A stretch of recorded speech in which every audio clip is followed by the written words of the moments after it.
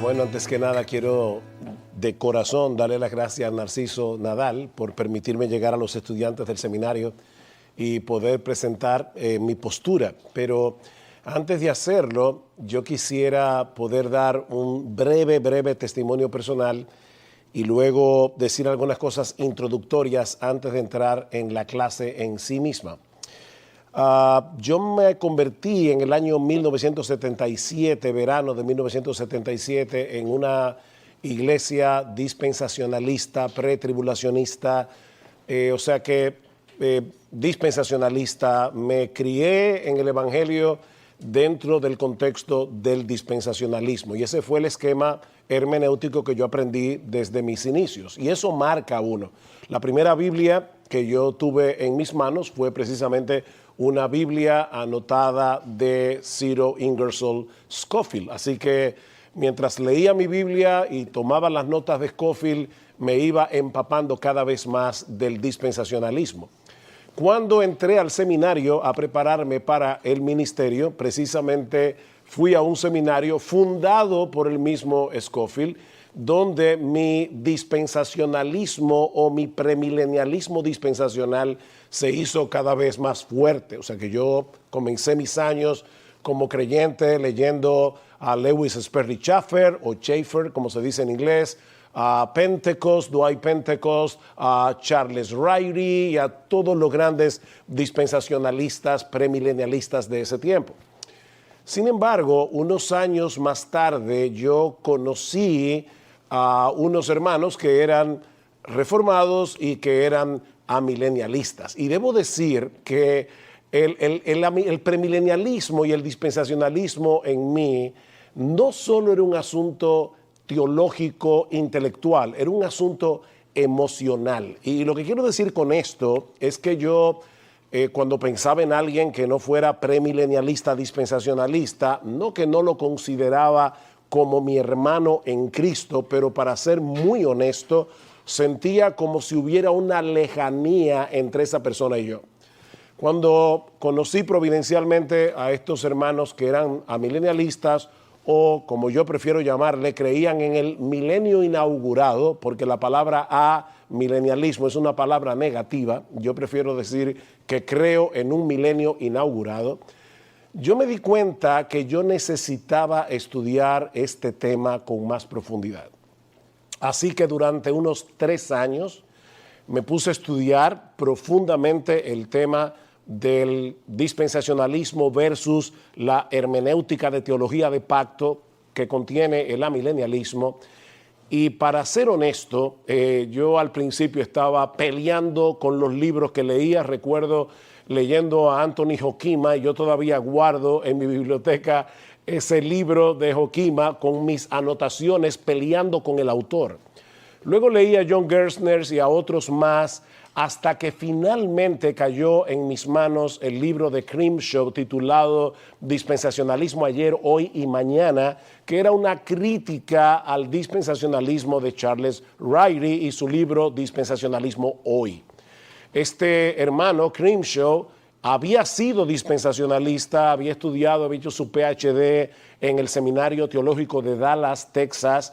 Así que este hombre era un dispensacionalista carta cabal. Sin embargo, estudiando luego las Escrituras, abrazó el sistema de teología de pacto y el amilenialismo. Pero la caballerosidad con que él exponía el punto realmente llamó mucho mi atención. Y esa es una de las cosas que quiero decir en esta introducción. Mis hermanos, una doctrina fundamental de la fe cristiana es que Jesucristo vuelve por segunda vez. Si una persona no cree eso, es un hereje. Ahora, que nosotros tengamos diferencias en cuanto a los detalles alrededor de la segunda venida, no quiere decir que si tú eres de una postura diferente a la mía, yo tenga derecho a calificarte como un hereje. Nosotros tenemos que tener amor cristiano a la hora de debatir estos temas y espero en el Señor, y es una de las cosas que he orado antes de dar esta clase, que el Señor me dé la gentileza que debe caracterizar, el amor de Cristo que debe caracterizar a un verdadero creyente a la hora de discutir estos temas. Yo voy a presentar mi postura y evidentemente voy a tratar de demostrar que el premilenialismo está errado. Pero aún basado en mi propia experiencia, yo no soy iluso para pensar que esta clase de apenas 4 horas o lo que dure va a convencer a alguien para que cambie de un sistema a otro.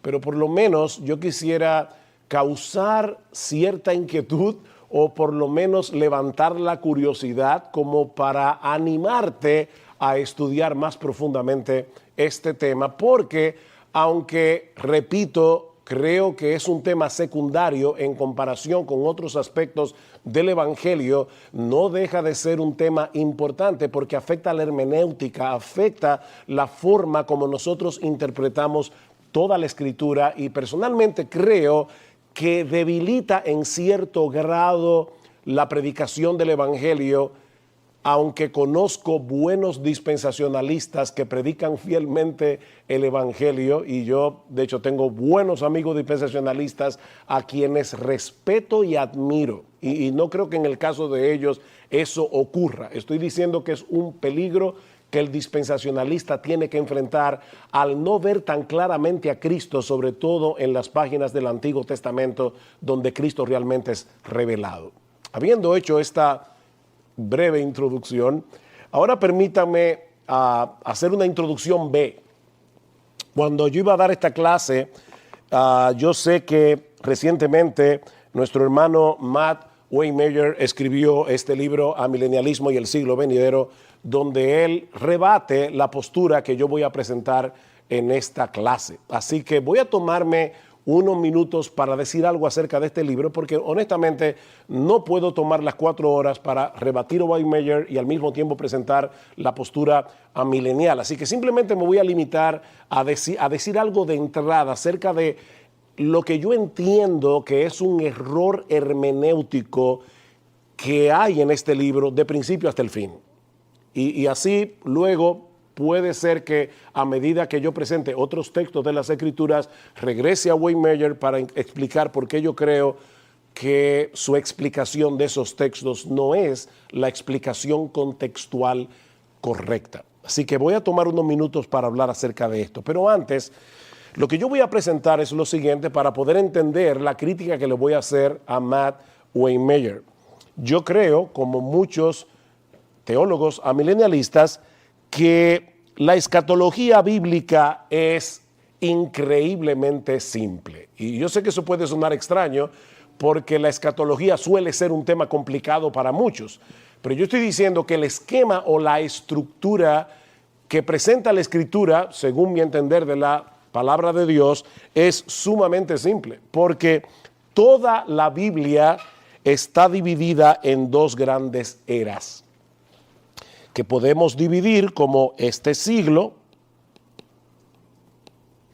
y el siglo venidero. Todo lo que enseña la Biblia o es de este siglo o pertenece al siglo venidero. Y lo que yo voy a demostrar es que lo que divide este siglo del siglo venidero es la segunda venida de Cristo, que va a traer consigo resurrección y el juicio final.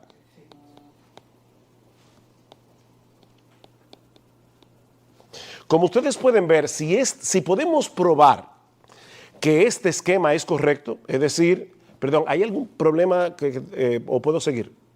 Ok, perfecto. Lo que quiero probar es esto.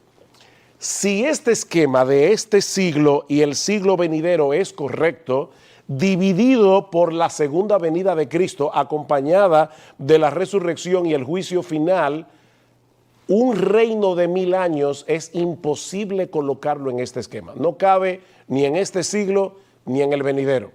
Pero eso es precisamente lo que Matt Waymeyer rebate en este libro. O sea, Matt Waymeyer dice que no es así. O sea, él va a rebatir este esquema. Donde yo veo el problema, para no ir texto por texto, porque sería demasiado larga esta clase, donde yo veo el problema en cuanto a la hermenéutica de Waymeyer es el siguiente. En primer lugar, en su insistencia en interpretar los pasajes bíblicos que tienen que ver con el reino de Dios a la luz de Apocalipsis 20, en vez de interpretar Apocalipsis 20 a la luz de todos los textos claros que aparecen en el Nuevo Testamento acerca del reino de Dios. Según Matt Waymeyer, como la revelación de Dios es progresiva, la revelación final que nosotros encontramos en Apocalipsis 20 contiene información que le da color a todo el resto de las escrituras en cuanto al tema del reino de Dios, porque ese es el único pasaje de la Biblia que nos habla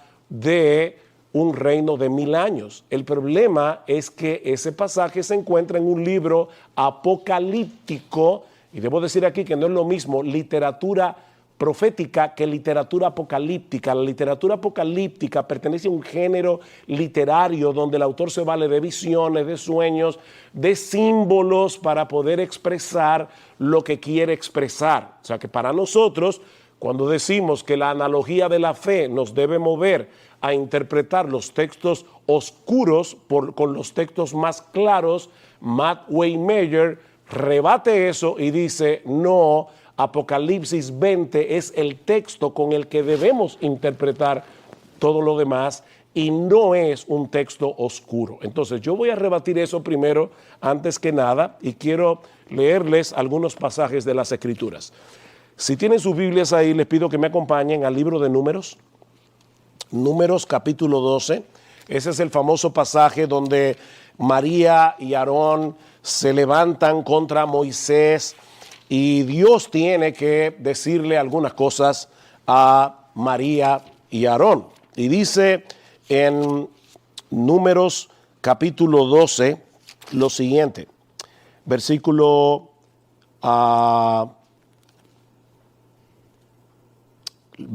6. Y él les dijo a María y Aarón, oíd ahora mis palabras, cuando haya entre vosotros profeta de Jehová, le apareceré en visión, en sueños hablaré con él. No así a mi siervo Moisés, que es fiel en toda mi casa.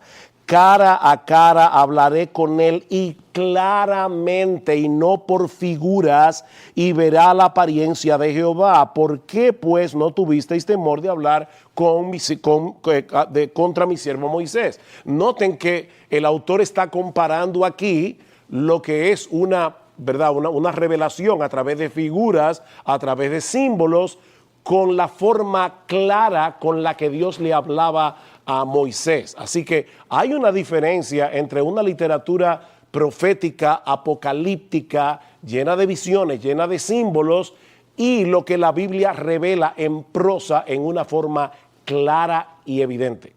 Apocalipsis 20 pertenece a la literatura apocalíptica. Otro texto, Daniel capítulo 7, que prueba lo que acabo de decir, donde vemos ese contraste. Yo no estoy diciendo que un texto sea más inspirado que otro. Lo que estoy diciendo es que hay textos más claros que otros en la Biblia y que la literatura apocalíptica no es más clara que las revelaciones en prosa que nosotros encontramos en el Nuevo Testamento. Por ejemplo, en Daniel capítulo 7, el versículo 16, Daniel tuvo la famosa visión de las 4 bestias y dice en el versículo 16, me acerqué a uno de los que asistían y le pregunté la verdad acerca de todo esto, y me habló y me hizo conocer la interpretación de las cosas. Daniel no había entendido.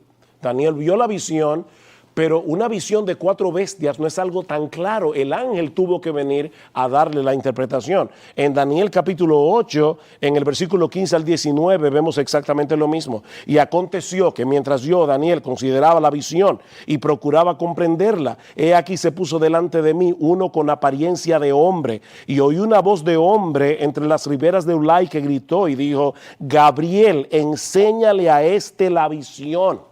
Vino luego cerca de donde yo estaba y con su venida me asombré y me postré sobre mi rostro, pero él me dijo, entiende, hijo de hombre, porque esta visión es para el tiempo del fin. El mismo profeta Daniel que estaba viendo la visión no estaba entendiendo.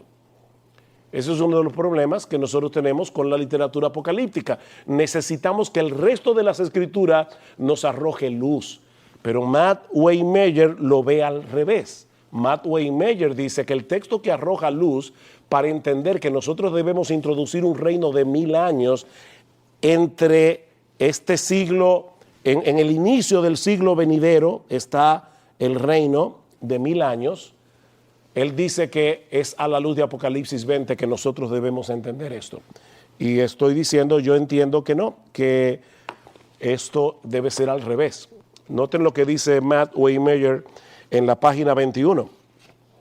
Dice, la armonización de este reino intermedio con la revelación previa no requiere que las verdades enseñadas en pasajes anteriores sean alteradas o negadas, pero sí quiere decir que reconoce la existencia de un espacio de tiempo entre los diferentes eventos escatológicos, una brecha no revelada claramente en los pasajes anteriores. Este espacio de tiempo es los 1000 años de Apocalipsis 20. O sea, en palabras más sencillas, ¿qué está diciendo Matt Waymeyer? Esta brecha no aparece claramente en todo el resto de la Biblia, pero como sí aparece en Apocalipsis 20, entonces nosotros tenemos que ahora reinterpretar todos los pasajes de las Escrituras para poder introducir este milenio allí. Eso es lo que le está diciendo básicamente. Dice lo mismo en la página 84 de su libro. Dice lo siguiente, y hermanos, créame, para mí no es cómodo estar rebatiendo a un hombre de Dios que probablemente, probablemente, es un buen teólogo. No estoy atacándolo a él como persona, pero simplemente no creo que esa forma de interpretar las Escrituras es una forma equivocada que tiene consecuencias.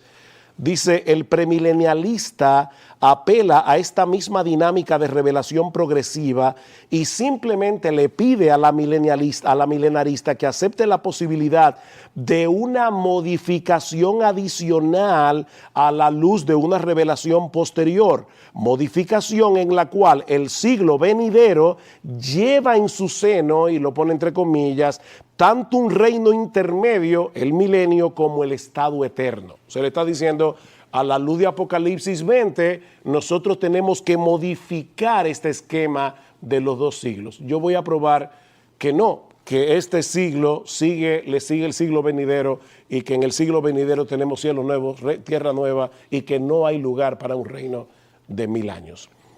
Otro problema hermenéutico que tiene el libro de Waymeyer es el siguiente.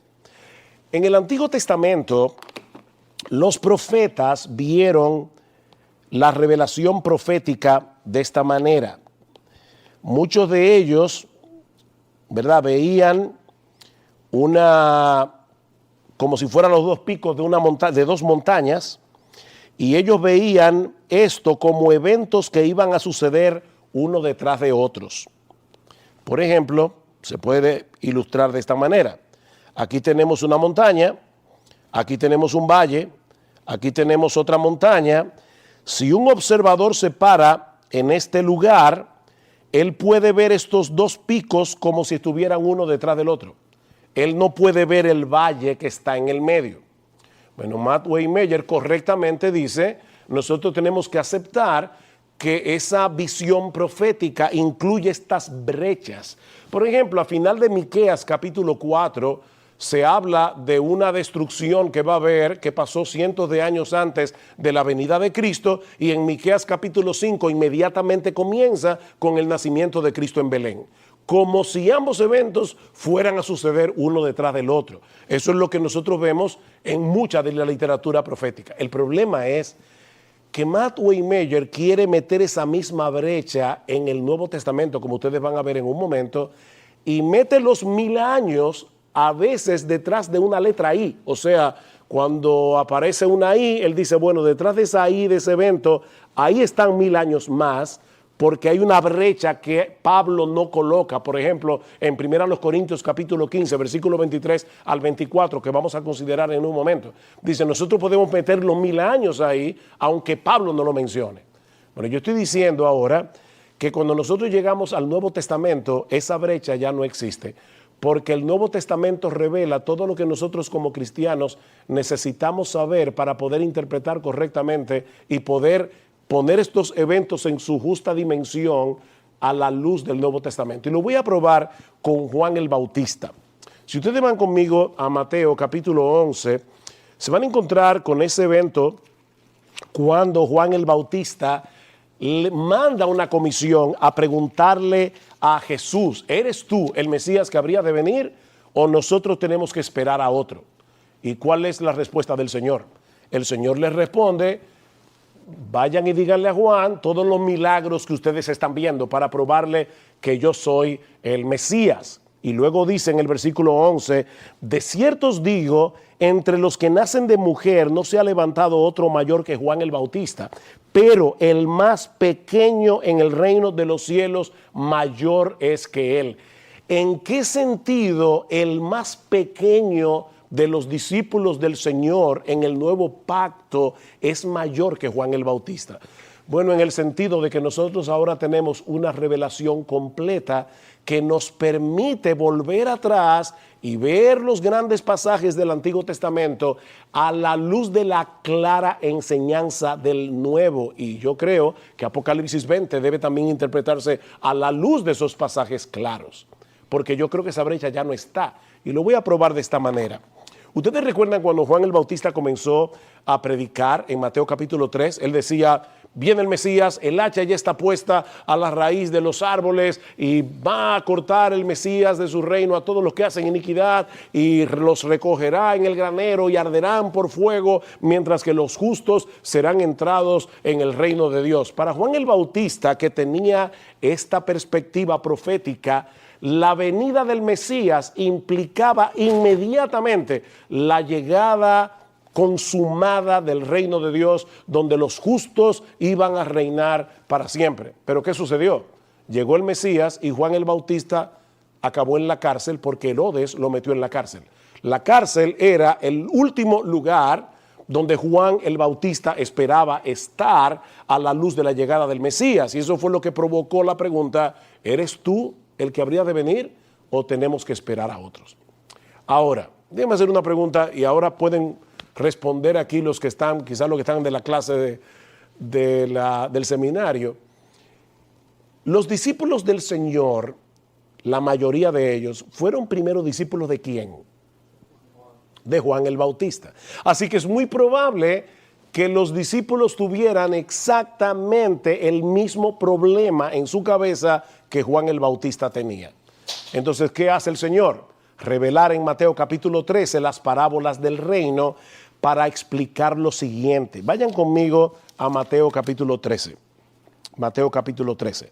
Yo sé, mis hermanos, que esta es una larga introducción, pero no quiero ser acusado de que yo no tomé en cuenta y no le di peso a este libro que se publicó, que de hecho me llamó la atención la honestidad con la que Wayne Meyer dice en la página 17 de este libro que los premilenialistas o premilenaristas, como ustedes quieran, no han rebatido en serio este esquema de las dos edades. O sea que él está diciendo, yo he venido a hacer lo que mis compañeros premilenaristas no han hecho, que es rebatir este esquema. Así que estamos rebatiendo el mejor libro que se ha escrito hasta ahora en contra del esquema de las dos eras o de los dos siglos. Mateo capítulo 13. Nosotros tenemos en Mateo 13 la parábola del trigo y la cizaña. Y dice en el versículo 24, les refirió otra parábola diciendo, el reino de los cielos es semejante a un hombre que sembró buena semilla en su campo, pero mientras dormían los hombres, vino su enemigo y sembró cizaña entre el trigo y se fue. Y cuando salió la hierba y dio fruto, entonces apareció también la cizaña. Ustedes conocen el texto. Voy a ir ahora a la interpretación del Señor. ¿Cómo Cristo interpreta la parábola del trigo y la cizaña? Porque los discípulos, otra vez, no entendieron. Y ellos le preguntaron. Y el Señor les responde lo siguiente. Entonces, despedida la gente, entró Jesús en casa y acercándose a él, sus discípulos le dijeron, explícanos la parábola de la cizaña del campo. Respondiendo él les dijo, el que siembra la buena semilla es el Hijo del Hombre. El campo es el mundo. Un paréntesis aquí. Yo no sé cuántas veces he oído decir, como dice Jesús, en la iglesia hay trigo y hay cizaña. Pero Jesús no está hablando aquí de la iglesia. Es verdad que en la iglesia hay trigo y hay cizaña, pero eso no tiene nada que ver con esta parábola. Jesús está diciendo que en el mundo, no en la iglesia, hay trigo y hay cizaña. Y dice aquí, el campo es el mundo, la buena semilla son los hijos del reino, las cizañas son los hijos del malo, el enemigo que la sembró es el diablo, la siega es el fin del siglo, el fin del siglo. Capten eso ahí, que lo veremos después. Y los segadores son los ángeles. De manera que como se arranca la cizaña y se quema en el fuego, así será en el fin de este siglo. Recuerden lo que Juan el Bautista profetizó. Viene el Mesías y viene con fuego para quemar la cizaña. Y Cristo dice, sí, pero eso va a ser en el fin del siglo. Enviará el Hijo del Hombre a sus ángeles y recogerán de su reino a todos los que sirven de tropiezo y a los que hacen iniquidad y los echarán en el horno de fuego. Allí será el lloro y el crujir de dientes. Entonces los justos resplandecerán como el sol en el reino de su Padre. El que tiene oídos para oír, que oiga. Esta parábola tiene un gran problema. ¿Alguno de ustedes captó cuál es el problema de la parábola del trigo y la cizaña? ¿Por qué es un gran problema? Si ustedes conocen Mateo 13. Bueno, el gran problema de la parábola del trigo y la cizaña es que no tiene ningún problema. Ahora, ¿por qué eso es un problema? Porque en el capítulo 13 el Señor comienza diciendo, yo les voy a revelar los misterios del reino de los cielos. ¡Wow! Los misterios. Un misterio es una verdad que no puede ser conocida a menos que alguien me la revele, a menos que Dios la revele. Entonces Cristo está diciendo, les voy a decir un misterio, y es que en este mundo, hasta que Cristo vuelva, habrá gente buena y gente mala. No sé qué tiene eso de misterioso, porque eso lo sabemos todos, ¿o no es así? Que en este mundo hay gente buena y hay gente mala. Entonces, ¿por qué Cristo le llama a esto el misterio del reino de los cielos? Bueno, esto es un misterio por el hecho de que el Mesías vino. Y cuando el Mesías vino, inauguró su reino. Y eso es precisamente lo que Juan no podía entender, que a pesar de que el Mesías ya había inaugurado su reino, digamos que ese es el principio del valle, todavía aquí hay trigo y hay cizaña, y así será hasta el fin de este siglo. Ellos no podían entender eso. Cristo está revelándole a los discípulos algo que ellos no sabían. Y es que el reino de Dios iba a venir en dos etapas. Eso es lo que Juan no estaba viendo. Porque Juan estaba viendo los dos picos uno detrás del otro. El reino de Dios viene en dos etapas. Una etapa de siembra, que es donde estamos ahora. La palabra está siendo predicada. Los inconversos se están convirtiendo al Señor y están siendo entrados en el reino de Cristo, que es el que yo entiendo que es el reino milenial, que se está produciendo porque Cristo reina ahora. Y así será hasta la segunda venida, cuando será la siega y ya nunca más habrá gente buena y mezclada con gente mala en este mundo. Entonces, ese es el misterio. El misterio que los discípulos no entendían y que Cristo no solamente explica en la parábola del trigo y la cizaña, sino en todas las parábolas que aparecen en Mateo capítulo 13. Aquí tenemos una mezcla, a pesar de que ya el rey vino, a pesar de que el rey ya inauguró su reino, pero es un reino inaugurado que no ha sido aún consumado. Entonces, meter esa brecha en el Nuevo Testamento es un problema. Porque no está reconociendo el hecho de que nosotros tenemos una revelación completa que ha cerrado la brecha.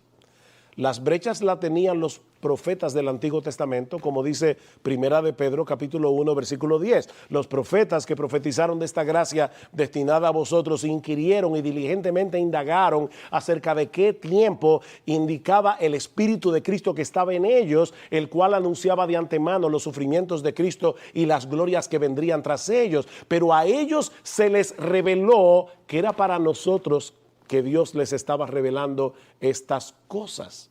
Es decir, que los profetas del Antiguo Testamento no entendieron muchas de las cosas que ellos mismos escribieron. No podían entenderlo porque le faltaban piezas, pero nosotros tenemos esas piezas en el Nuevo Testamento. Así que yo creo que los dos grandes problemas del libro de Waymaker es, como decía hace un momento, primero, insistir en que Apocalipsis 20 es la carta final de Dios con la que Él explica todo lo demás. O sea, como es el único texto que habla de un reino de 1000 años, Él dice, nosotros tenemos que interpretar todos los textos acerca del reino a la luz de Apocalipsis 20. Y tenemos que introducir el milenio de alguna manera.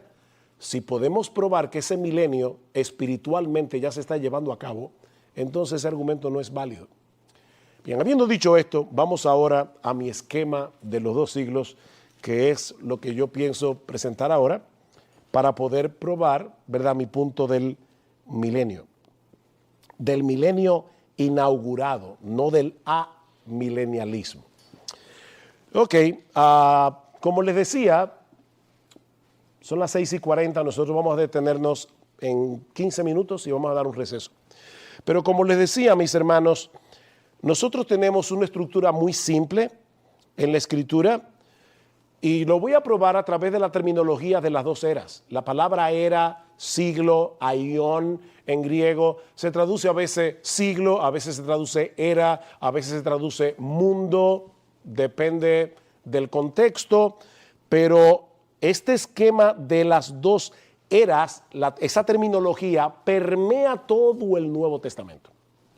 Y lo vamos a ver brevemente citando algunos textos. Vista general de esta terminología.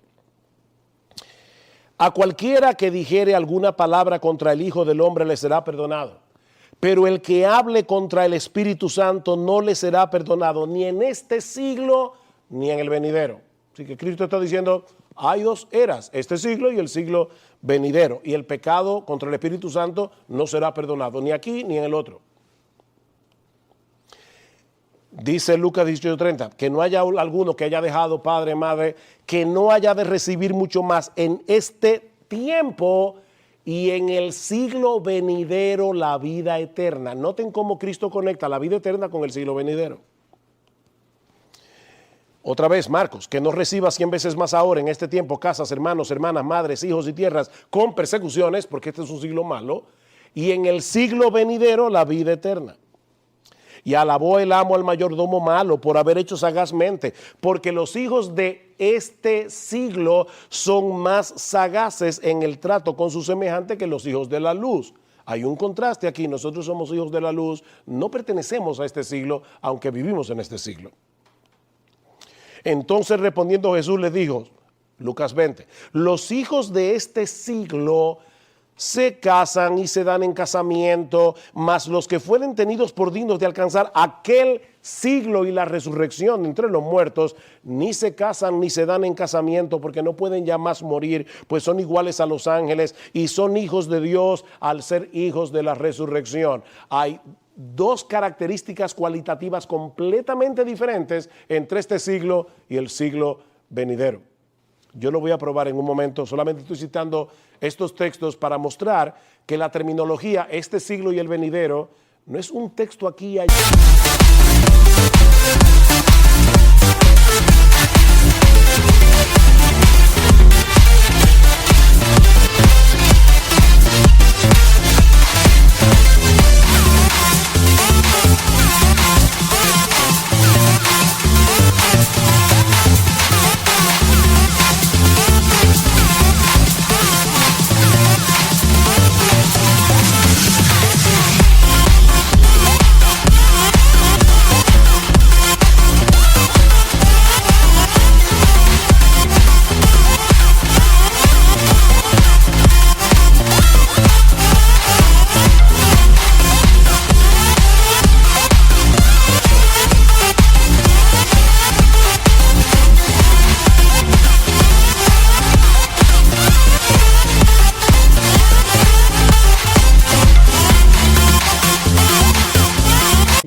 en el Nuevo Testamento, es ampliamente enseñado en el Nuevo Testamento.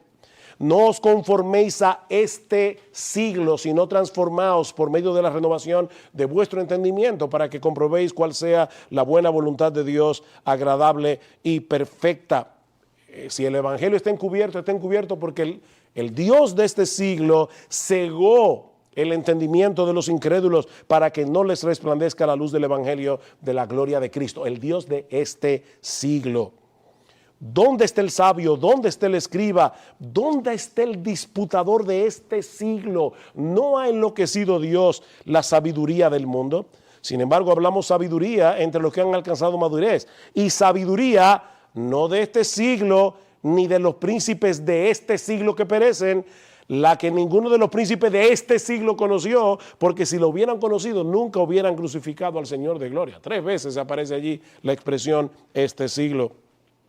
Nadie se engaña a sí mismo. Si alguno entre vosotros se cree sabio en este siglo, hágase ignorante para que llegue a ser sabio. El cual se dio a sí mismo por nuestros pecados, Cristo. ¿Para qué? Para librarnos del presente siglo malo, conforme a la voluntad de nuestro Dios y Padre.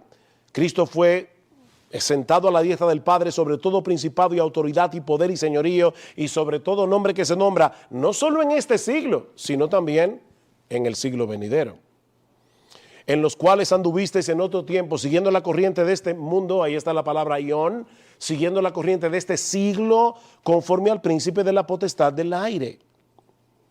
A los ricos de este siglo manda que no sean altivos. ¿Y qué deben hacer? Hacer tesoros para lo porvenir, para el siglo venidero, que le echen mano de la vida eterna. Enseñándonos, Cristo vino enseñándonos que renunciando a la impiedad y a los deseos mundanos, vivamos en este siglo sobria, justa y piadosamente. Y asimismo dice Pablo, el autor de Hebreos, algunos que gustaron de la buena palabra de Dios y los poderes del siglo venidero. Yo voy a explicar ese texto en un momento, solo estoy citando los textos para probar que la terminología, este siglo y el venidero permea todo el Nuevo Testamento. Ok, el esquema básico de las dos eras, los dos siglos, las dos edades. Este siglo y el venidero juntos abarcan el tiempo, incluyendo el tiempo sin fin del estado eterno. Es decir, no hay lugar aquí para un reino de 1000 años, porque esa terminología, este siglo y el venidero, abarcan todo el tiempo posible. Y lo vamos a ver muy fácilmente. Mateo 12:32 y Marcos 3:29 y 10:30. ¿Qué dice? Que la blasfemia contra el Espíritu Santo no será perdonada ni en este siglo ni en el venidero. Es decir, jamás, jamás. Porque este siglo y el venidero es todo el tiempo que hay. No existe otro tiempo. De paso, Wayne Meyer reconoce eso. Y los premilenialistas, porque no hay forma de no reconocerlo. Pero ellos dicen que hay una forma de introducir el milenio al principio del siglo venidero. Y luego vamos a ver por qué no se puede introducir ahí. En segundo lugar, este siglo y el siglo venidero son dos estados cualitativamente distintos de la existencia humana y dos periodos cualitativamente distintos en la historia del mundo. Y eso lo vemos en el texto de Lucas que acabamos de citar. ¿Qué dice Cristo? En este siglo hay casamiento, hay muerte, hay hombres naturales, los justos y los injustos coexisten. En el siglo venidero no hay casamiento, no hay muerte, solo hombres resucitados, los hijos de Dios y los impíos están separados por siempre.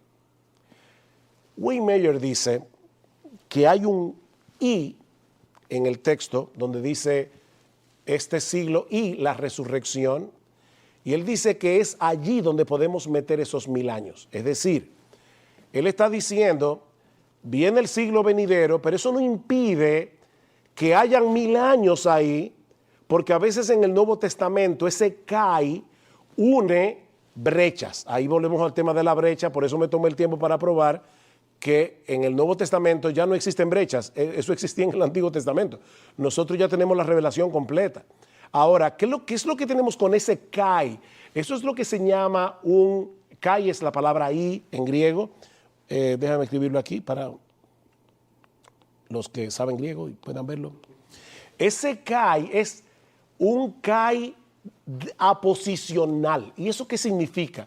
Cuando yo añado una palabra que enriquece la anterior. Por ejemplo, cuando Pablo dice que Cristo ha dado a su iglesia apóstoles, evangelistas, pastores y maestros, no está hablando de dos oficios diferentes, pastores y maestros. Está hablando de un oficio, hombres, dones, que son pastores y maestros. Eso es un kai aposicional o epexegético, si quieren hacerlo un poco más, ¿cómo se llama esta palabra? Si quieren ser un poco más pedantes, eso es lo que quiero decir.